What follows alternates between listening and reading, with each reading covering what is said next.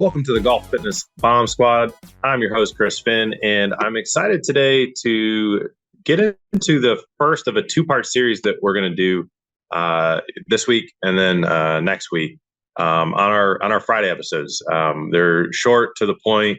What I want to dive into is there's four core transfer training principles. Now, what transfer training is that is, obviously mobility training is self-explanatory, right? You're working on getting more mobile. And for golf, usually it's rotational mobility in the four rotary centers. That's why we have the home assessment, right? And obviously we always will put the link in the show notes in case that is brand new news to you.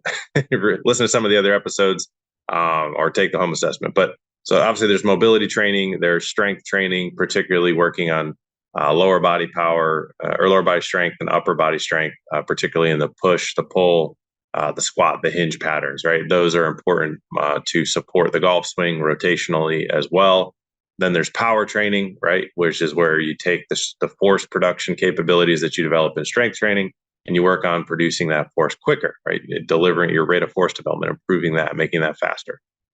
So you have your mobility, you have your ability to produce force and to be able to do it quickly, right? Those are all building blocks.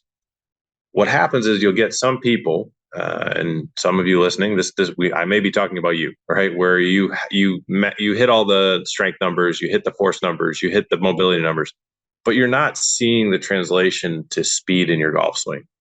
That's where at P4S Golf we call transfer training, right? And it's taking all the physical skills you developed and making it transfer into the golf swing. So there's specific drills and sorts of things that you can do. And particularly, we've learned a ton about this in the last couple of years through the use of force plates, which we've got 2 sets of them in our facility. We have dual gas force plates, thousands and thousands and thousands of golfers swings that we've looked at. And we've been able to boil it down to the core 4 transfer training principles that we see that really help people kind of get to that next level. And actually, as I'm talking right now, this is just how I go. I think we should let's make it a 4-part series here. So we'll do 4 shorts over the next 4 Fridays.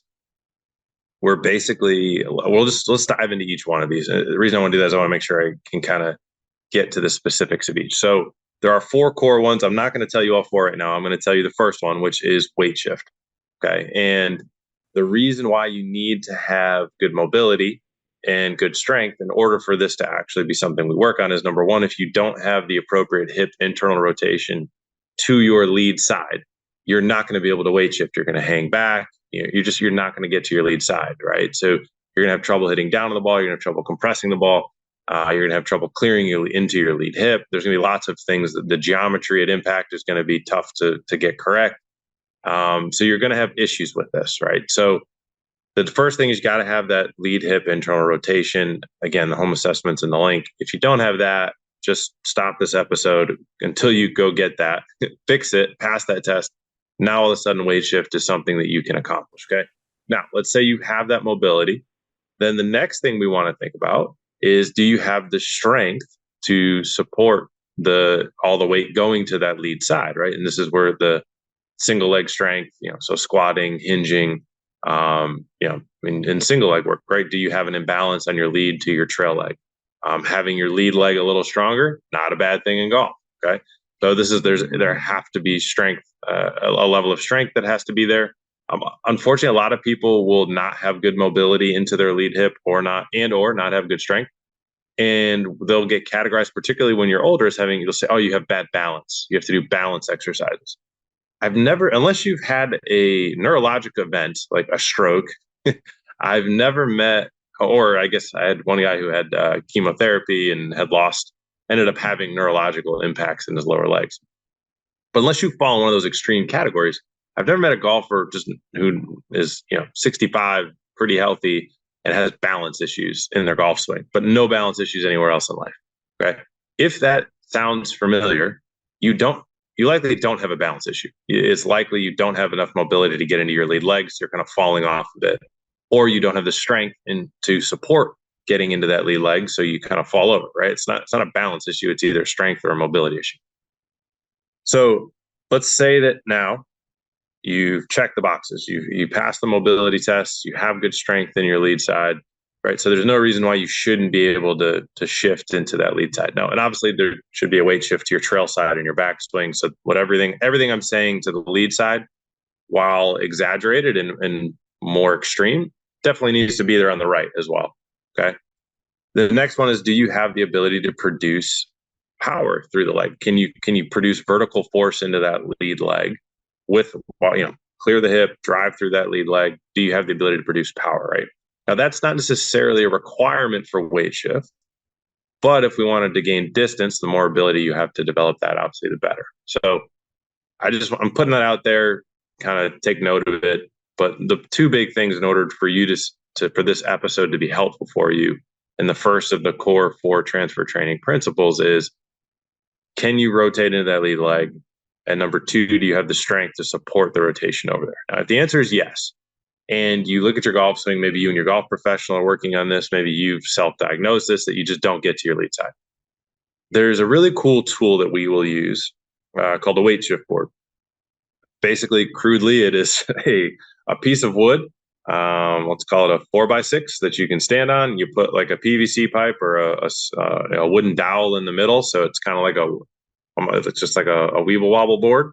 And when you start your swing, you want to tilt that board to your trail side, and then right before you, like as you start the transition, before your arms move, you start the transition with a weight shift by pushing down on that lead leg. So you kind of feel that, you push the lead side of the board down to the ground, right?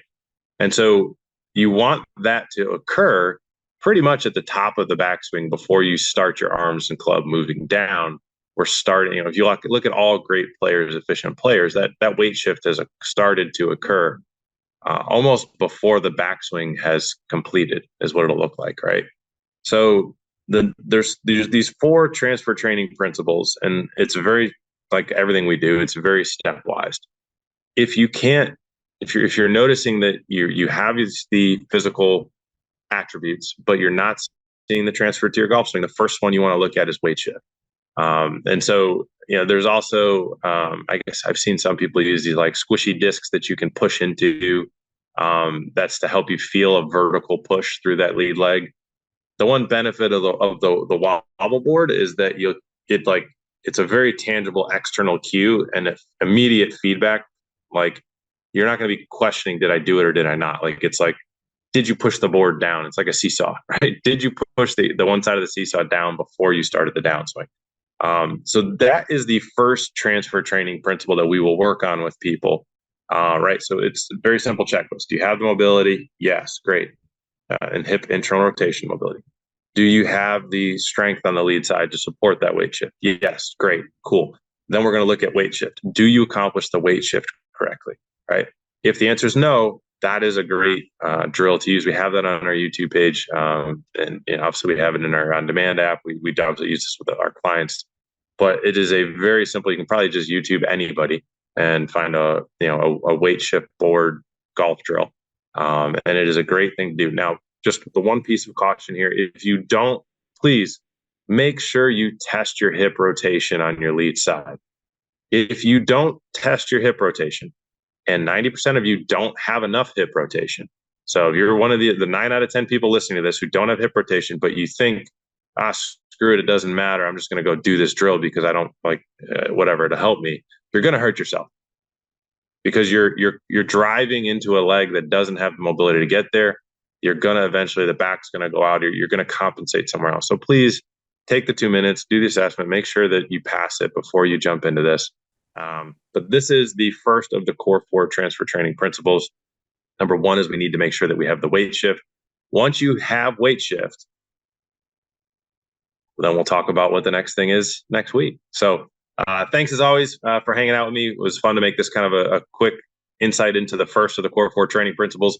We will be talking about the second of the 4 core transfer training principles next week. So definitely make sure you tune into that. And I'll look forward to diving into that topic then.